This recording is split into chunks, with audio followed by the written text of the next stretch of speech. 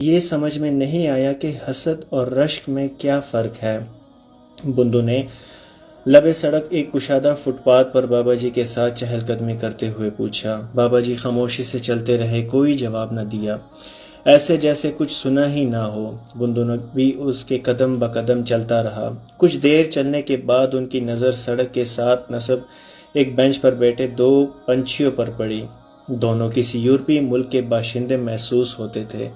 بابا جی کی نظریں گورے پنچھیوں کے بجائے بندو کے چہرے پر گڑی تھی۔ وہ دیکھنا چاہتے تھے کہ بندو کے جذبات و احساسات کیا ہیں۔ کچھ سمجھ لینے کے باوجود بابا جی خاموش رہے۔ ایسا لگا جیسے انہوں نے دماغ کے کرتاس پر چپکے سے کچھ نوٹ کر لیا ہے۔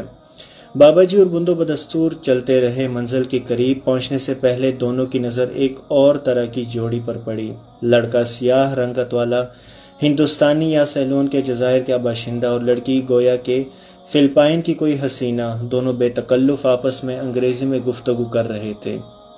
اس جوڑی کو کراس کرنے کے بعد کچھ فاصلے پر جا کر بابا جی کے پیروں میں اچانک بریک لگ گئے۔ انہوں نے بندو کے شانوں پر ہاتھ رکھ کر پوچھا، بندو ایک بات بتاؤ اور وعدہ کرو کہ کچھ نہ چھپاؤ گے۔ بندو نے اسبات میں سر ہلایا۔ جب ہم ایک یورپین جوڑے کے قرب سے گزرے تھے جو لبے سڑک ایک بینچ پر بیٹھے تھے تو تمہارے دل میں کیا خیال آیا تھا؟ بابا جی نے بندو کی آنکھوں میں آنکھیں ڈال کر پوچھا۔ وہ شرماتے ہوئے بولا کہ میں نے سوچا کہ کاش میں بھی اس جوان رونا کی طرح یورپ کے کسی ملک کا باشندہ ہوتا اور مزے کرتا۔ ٹھیک ہو کیا، بابا جی نے مسکراتے ہوئے کہا۔ اچھا اب یہ جوڑی جو تم دیکھ رہے ہو، بابا جی نے گردن گھمائے بغیر اشارہ کیا، اسے دیکھ کر تم نے کیا محسوس کیا؟ بابا جی ان کو دیکھ کر مجھے فوراً وہ محاورہ یاد آ گیا، لنگور کے بغل میں کور، اور مجھے لڑکی کی پسند پر اور لڑکے کے بھاگوں پر غصہ بھی آیا۔ بندو نے برجستہ جواب دیا۔ بس بیٹا بندو، حسد اور رشک کے بارے میں جو سوال کچھ دیر پہلے تم نے پوچھا تھا اس کا جواب تمہیں مل گیا ہے۔ پہلی جوڑی کو دیکھ کر جو جذبات تمہارے اندر پیدا ہوئے ان کو رشک کہتے ہیں، اور دوسری جوڑی کو دیکھ کر جو منفی جذبات تمہارے اندر ابھرے ان کو حسد کہتے ہیں۔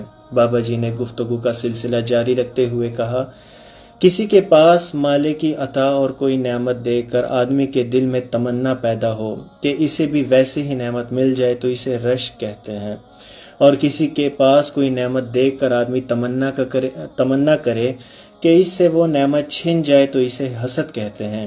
اب بندو اور بابا جی دونوں چل پڑے۔ چلتے چلتے بابا جی نے آخری بات کہی، حسد ایک بری چیز ہے، بہت بری، جس میں آدمی چاہتا ہے کہ نعمت اسے ملے یا نہ ملے مگر دوسرے سے ضرور چھن جائے، اور رشک کرتے وقت آدمی تمنا کرتا ہے کہ کاش ویسی ہی نعمت اسے بھی مل جائے۔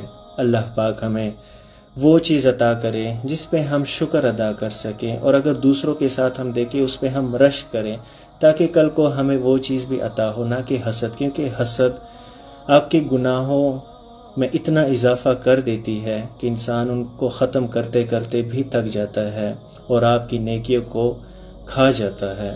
اللہ پاک ہمیں حضور پاک صلی اللہ علیہ وآلہ وسلم کی بتائی ہوئی احادیث اور سنت پر عمل کرنے کی توفیق عطا فرمائیں۔ دعا میں یاد رکھیں، درود پاک پڑھیں۔ اللہم صلی علی سیدنا محمد وعلی آل سیدنا محمد وبارک وسلم۔ جزاک اللہ خیرا کثیرا۔